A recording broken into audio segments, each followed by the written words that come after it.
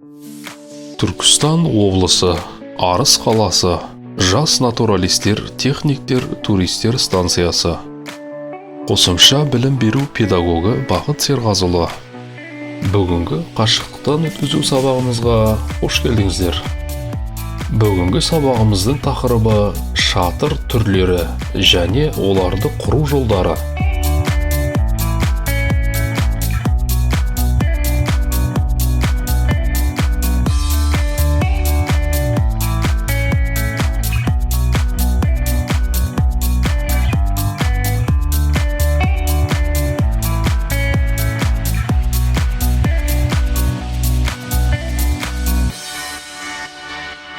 Сабағымыздың мақсаты шатыр түрлері және оларды құру жолдарын үйрену. Сабағымыздың барысы туристік шатырлардың классификациясы. Таулы жерлерге арналған шатырлар. Жазық далаға арналған шатырлар. Туристік шатырларды мақсатына қарай үшке жіктеуге болады. Мысалы, таулы жерлерге арналған шатырлар. Екінші, орта тау үшін. Үшінші, жазық далаға арналған шатырлар. Осы шатырлардың әрқайсысы шартты түрде жоғарғы, орта және төменгі шатырларға бөлінеді. Бұл градация қолданатын доғалар мен шатыр материалдарына, технологияға, ылғал сіңіру мен дизайнға байланысты болады. Биік тауларға арналған шатырлар. Биік тауларға арналған шатырлар экспедициялық және дауылдық, яғни дауылға арналған болып бөлінеді.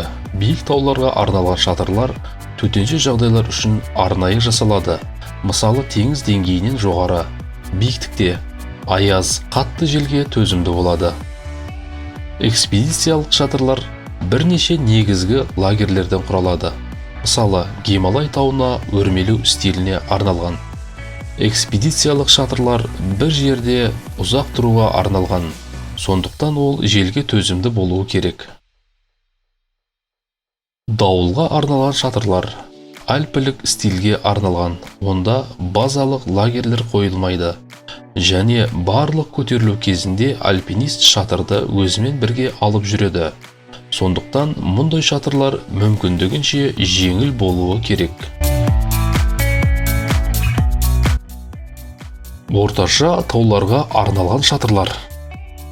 Орташа тауларға арналған шатырлар экспедициялық және дауылға арналған шатырлардың қасиеттерін біріктіреді.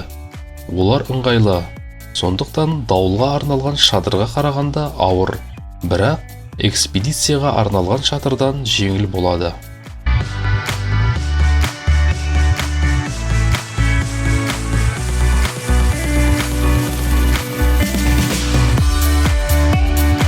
Жазық жерге арналған шатырлар, мысалы, батпақтарға, тундраға, тайгаға, қарапайым серуендеуге, пикниктерге, демалыс күндеріне арналған шатырларды атаймыз. Орташа тауларға арналған шатырлар мен жазық жерге арналған шатырлар кемпинг шатыры және әмбебап шатыр болып екіге бөлінеді. Кемпинг шатырын табиғатта ұзақ демалуды ұнататындар қолданады. Оны лагерлер, балалар лагерлері, демалыс күндері пикниктер, тауға өрмелеуге жақын базалық лагерлер үшін пайдалануға өте ыңғайлы. Шатырлар ыңғайлы және реттелетін желдеткіштермен, сондай-ақ кіреберістегі москит торларымен жабдықталған. Осы типтегі шатырлар жоғарғы жайлылықпен ерекшеленеді. Олардың бірнеше бөлмелері, терезелері, дәліздері болуы мүмкін. Жалпы мұндай шатыр шағын қозғалатын пәтер секілді. Шатырдың салмағы 7 килограммнан асады. Әмбебап шатырлар неғұрлым жоғарғы жайлылығымен ерекшеленеді. Оларға қатты желден, суықтан қорғау сияқты қатаң талаптар қойылмайды. Жалпы мұндай шатырлар үшін матасының сапасы, су өткізбеу, желдету қасиеті тиісті деңгейде болуы қажет. Бүгінгі сабағымызды қорытындылай келе, туристік шатырды таңдағанда ең алдымен алға қойған мақсатымызға байланысты таңдау жасауымыз қажет.